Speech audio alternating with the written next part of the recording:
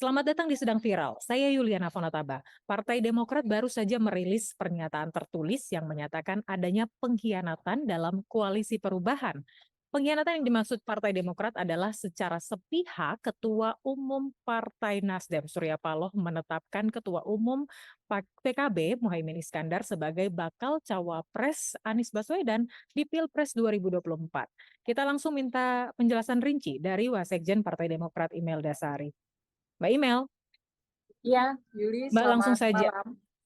Ya, Selamat malam. Mbak Imel langsung saja, ini tudingan keras dari Partai Demokrat. Apa bukti-buktinya? ya.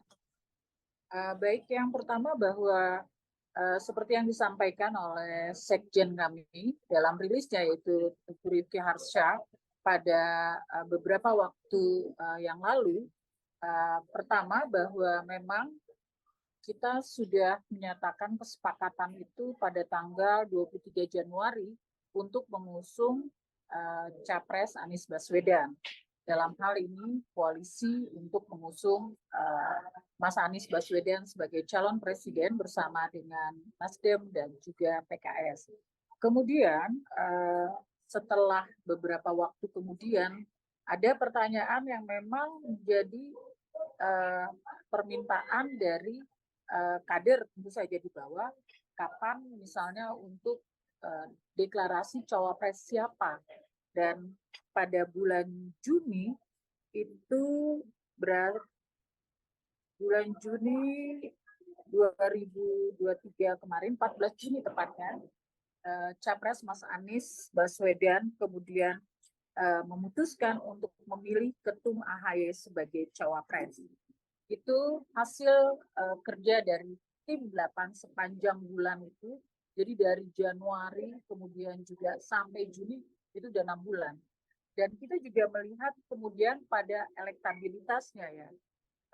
Pada saat Juni itu elektabilitas Mas Anies kan memang terus turun ya kan. Dan kemudian ada desakan dari kader di bawah kapan sebenarnya deklarasi capres dan cawapres. Nah, yang terakhir seperti yang disampaikan oleh Sekjen dalam rilisnya, saya bacakan saja sedikit bahwa Capres Anies dan tim 8 berpendapat bahwa tidak ada alasan lagi untuk menunda waktu deklarasi karena waktunya sudah semakin mendesak dan sebagai sesuai mandat yang dimiliki Capres Anies yang akan menentukan. Bahkan Capres Anies menuliskan keputusannya dalam bentuk tulisan tangan yang ditandatangani kepada Ketum AHY pada 25 Agustus 2023. Inti dari surat tersebut adalah meminta secara resmi agar Ketum AHY bersedia menjadi cawapres. Nah, namun demikian, seperti yang kita ketahui, pada tanggal 29 Agustus, di Nasdem Tower terjadi keputusan sepihak oleh pihak Nasdem dalam hal ini Surya Paloh yang kemudian secara sepihak Ketua Umum Partai Nasdem Surya Paloh tiba-tiba menetapkan bahwa Ketua Umum PKB Muhaimin Iskandar sebagai cawapres Anies. Dan pada tanggal 30 Agustus kemarin, bukan Mas Anies langsung seperti biasanya yang bisa berkomunikasi langsung dengan ketum kami, Mas Agus, dan juga tim 8 dalam hal ini Sekjen, justru disampaikan melalui Bang Sudirman Said yang menyampaikan kepada Demokrat dan juga PKS bahwa keputusannya yang ditetapkan menjadi cawapres adalah Muhaimin Iskandar. Jadi dalam hal ini keputusan sepihak Nasdem itu tentu tidak bisa kami terima karena koalisi ini dibentuk atas kesepakatan bersama, piagam bersama, ditandatangani bersama-sama. Kita biasa hidup dalam satu organisasi yang punya keteraturan, yang kemudian juga punya komitmen. Kalau semua orang bisa menyatakan bahwa komitmen bisa dilanggar kapanpun saja, buat apa dibuat komitmen dalam bentuk piagam yang tertulis? Itu yang pertama. Yang kedua, kemudian juga terkait apa yang akan dilakukan misalnya nanti oleh Partai Demokrat. Langkah selanjutnya, apa yang telah diputuskan oleh Partai Demokrat itu adalah garis partai, bahwa kebijakan mengusung Anies Baswedan itu sesuai dengan rapat Majelis Tinggi Partai Demokrat. Oleh karena itu, dengan terjadinya perubahan situasi yang begitu mendadak pada 2 hari belakangan ini, Partai Demokrat akan menyelenggarakan tentu saja Majelis Tinggi Partai Demokrat dalam hal ini.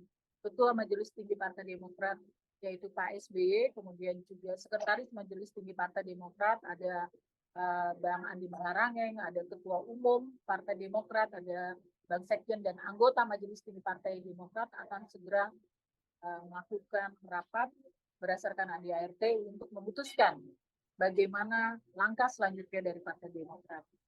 Jadi demikian kira-kira kronologisnya, Juli, yang bisa saya sampaikan. Situasinya yang luar biasa dalam 2 hari ini, dan kami juga terkejut terhadap apa yang terjadi dengan Nasdem seperti itu sikapnya. Oke, Mbak Imel tadi sampaikan bahwa Partai Demokrat tidak bisa menerima. Itu artinya apakah Partai Demokrat keluar dari koalisi perubahan? Saya kira kalau yang keluar dari koalisi perubahan itu yang menyatakan koalisi perubahan sejak awal itu ada pada Partai Demokrat ininya untuk tagline perubahan itu, dan itu yang kemudian disepakati pada saat kita membentuk koalisi perubahan untuk persatuan itu disepakati oleh partai Nasdem dan juga PKS. Kemudian apakah berikutnya nanti kita akan keluar, kemudian siapa yang akan kita usung selanjutnya, saya kira bersabar saja, nanti dalam rapat Majelis Tinggi Partai Demokrat tentu semuanya akan dilakukan langkah-langkah selanjutnya, dan kami mohon doa dan juga mohon juga kesabaran dari teman-teman media, terutama kemudian juga dari publik, bahwa situasi ini di luar kehendak daripada kami Partai Demokrat, dan karena ada satu partai yang tidak komitmen dengan partai kami, dengan koalisi yang kemudian justru memutuskan sendiri, kemudian melakukan koalisi sendiri, dan juga soal cawapres ini tanpa persetujuan dari koalisi yang mengusungnya itu Demokrat dan PKS. Baik, apakah ini sudah ada komunikasi dengan Mas Anies? Saya kira yang berkomunikasi kemarin itu adalah Bang Sudirman Said, dan mestinya kan itu hal yang mudah dilakukan seorang Anies Baswedan lah, terkait untuk urusan telepon atau bicara langsung dari hati ke hati. Tapi ini kan nggak dilakukan, dikirim seorang Bang Sudirman Said. Ya dari situlah saya tidak mau melakukan judgement atas sikapnya seperti itu, tetapi biarkan publik yang kemudian akan menilai sikap itu. Ya, Mbak Imel, terkait dengan Partai Demokrat, apakah Partai Demokrat akan menunggu?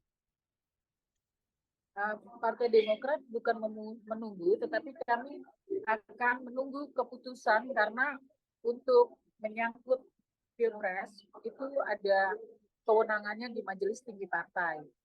Begitu Majelis Tinggi Partai memutuskan, maka itulah kewenangan diberikan menjadi satu garis partai. Dalam hal ini tentu saja kami semua saat ini sedang menunggu sikap arahan dari rapat Majelis Tinggi Partai Demokrat. Itu saja mungkin saat ini yang bisa saya sampaikan informasi, dan kami mohon doa restunya, mudah-mudahan dalam waktu dekat akan segera disampaikan sikap dari Partai Demokrat. Ya, terakhir Mbak Imel, ini ada harapan Mas Anies langsung menghubungi Ketua Partai Demokrat ataupun Demokrat secara langsung, begitu Mbak? Saya kira mestinya, ini kan etika, kita bicara etik ya.